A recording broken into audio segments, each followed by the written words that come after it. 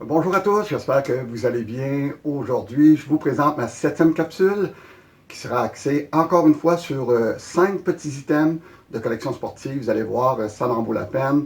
C'est des 5 petits items, 2 sur le baseball et les 3 derniers sur le hockey. Donc j'espère que vous apprécierez.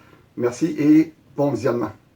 Comme tout premier item, je vous montre cette série de 24 cartes de baseball spéciales. En fait, ce sont des petits livrets de cartonnés qui étaient fournis dans les paquets de cartes de baseball de la compagnie Topps 1970. Vous voyez ici 2 exemplaires véridiques. Vous voyez ce qu'il y avait à l'intérieur. Donc, il y avait 44 cases à gratter une par une pour jouer au baseball avec notre ami qui, lui, avait sa carte. Nous, on avait la nôtre. Derrière, ici, il y avait un endroit pour marquer les points. Il y avait des petits règlements qui étaient marqués là. On le devine assez facilement. À tour de rôle, pour mes 3 premiers frappeurs, je gratte une case. Mettons la 3e ici. Je gratte ça. Je ne la gratterai pas, là, mais je la garde comme ça. Mais je vais vous montrer une fois grattée à quoi ça ressemble. Voilà, ici. Donc, mettons la 3e case. Ah, un sacrifice. Là, il n'y a pas de sacrifice parce que personne sur les buts. Je gratte une autre case. Mettons dans le coin ici en haut.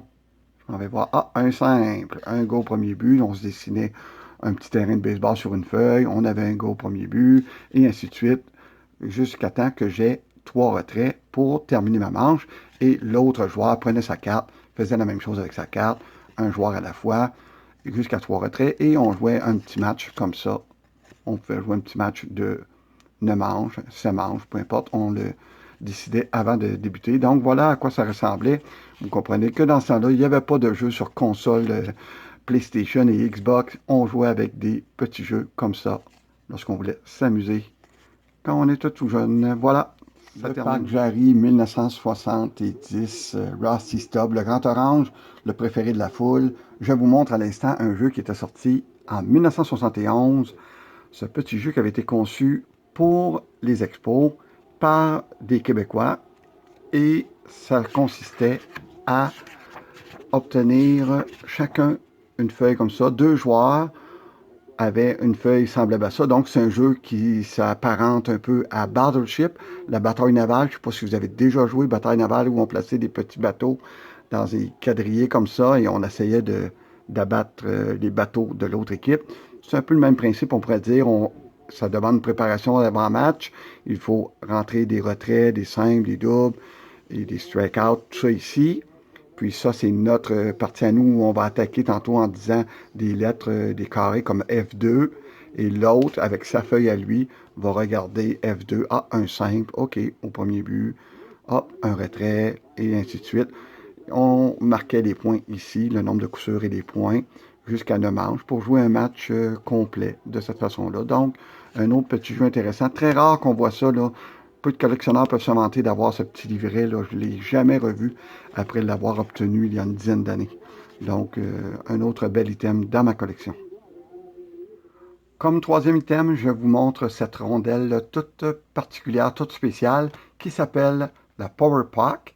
Ça avait été fabriqué pour les Maple Leafs de Toronto, donc du côté anglophone, et qui faisait la promotion, bien encore 2 gars qui ont demeuré en Abitibi. Vous savez, j'aime bien ça lorsqu'on a des gars du coin.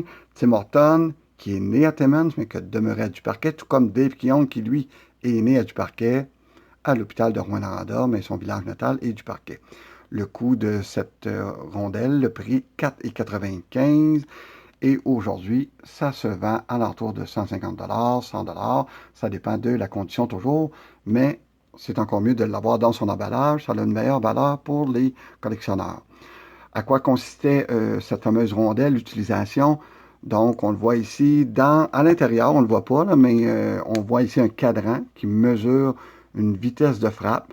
Donc, parce qu'elle était dotée d'un ressort à l'intérieur, lorsqu'elle était frappée sur la bande, le ressort faisait en sorte que la flèche, déclenchait la flèche ici qui mesurait la puissance du lancer. Quand même assez cocasse comme petit item. Toutefois, on lit à plusieurs endroits que cette rondelle ne faisait pas long feu après avoir été frappée quelques fois, semble-t-il, d'une force relativement grande. Elle se fracassait et on en perdait tout l'usage pour lequel elle avait été conçue. De là, l'idée de c'est mieux de la garder dans son emballage d'origine. Ça fait plus beau pour les collectionneurs. Voilà. Autre petit item intéressant, début des années 60, Bob et Hall. Donc, c'est en français et anglais. C'est intéressant de voir ça. Un aiguiseur à patins. Un petit bidule pour aiguiser les patins. Ça a été fabriqué à Niagara Falls, Canada. Donc, Bob et Hall qui faisait la promotion de ça. En arrière, on indique comment fonctionnait ce petit bidule. Aiguisage en creux. Oh, la traduction ici, là. Traduction de l'anglais au français, le mode d'emploi qui était là. Donc, on le devine un peu, on le voit bien. Donc, c'était simplement ce petit bidule ici qui rentrait dans la lame de patin pour l'aiguiser. Voilà, comme ça. Donc, un peu cocasse aussi, toujours d'avoir ça. Ça se vend à l'entour d'une cinquantaine de dollars sur eBay maintenant. Le coût, je ne sais pas si on le voit ici, je pense que non, on ne le voit pas, mais ça devait être quelques dollars seulement, j'imagine bien. Voilà. 1973, 26e match des étoiles de la Ligue nationale de hockey.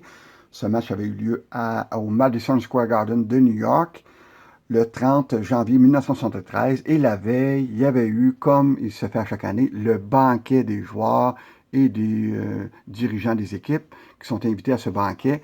Et j'ai entre les mains un document qui était remis à tous les participants de ce banquet. Donc, vous allez voir, c'est quand même assez intéressant. Ici, c'est la signature de Frank Mahavlich, numéro 27, des Canadiens et des Maple Leafs de Toronto, Gary Donoffer, le numéro 12. Donc, voici pour ça. Ici, à l'intérieur, on voyait la programmation de cette soirée-là, le maître de cérémonie, le Haut-Canada qui chante ça et tout ça, et les participants là, spéciaux qui étaient invités pour ce banquet. Et on remarque ici Bobby Orr, Emile Francis, mais surtout Bobby Orr, évidemment, la grande vedette de l'heure à ce moment-là. Mais je pense pas qu'il a participé au match. Il faudrait que je vérifie. Je pense que non, parce qu'il n'est pas listé dans la liste des joueurs, mais plutôt comme invité. Donc peut-être qu'il était blessé.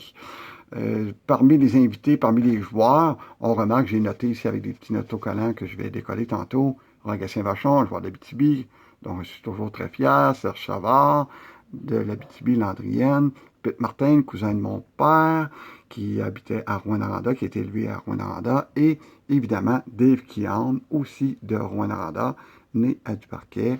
Voilà pour ça. Donc, c'est quand même spécial d'avoir ce document-là, le document original pour ce banquet. Ça venait aussi avec le menu du jour. C'est le fun de voir ça en français. Vous savez que les grands cuisiniers sont souvent français. Donc, on voit ici des inscriptions francophones là-dessus, en français en fait. La sauce bordonnaise, la salade aux fines herbes, des desserts aux fraises, petits fours. C'est quand même cocasse de voir ça aussi, qui avait été servi lors de ce banquet. Et en terminant, il y a aussi la liste des invités que chacun recevait aussi, tous les invités qui faisaient partie de ce banquet de la veille du match des étoiles 1973. Voilà, c'est déjà tout. J'espère que vous avez apprécié. Je vous informe que mes prochaines capsules porteront sur, entre autres, les fameuses cartes octogonales qu'il y avait dans les pots de bas de Peanut York au début des années 60. Je vous parlerai également des timbres SO que les détaillants SO remettaient à leurs clients au début des années 70. Et je vous parlerai également des fameux journaux sportifs qu'il y avait au milieu des années 60 et 70, les fameux Sport Images et Sport Illustrés. Voilà, à la prochaine. Merci.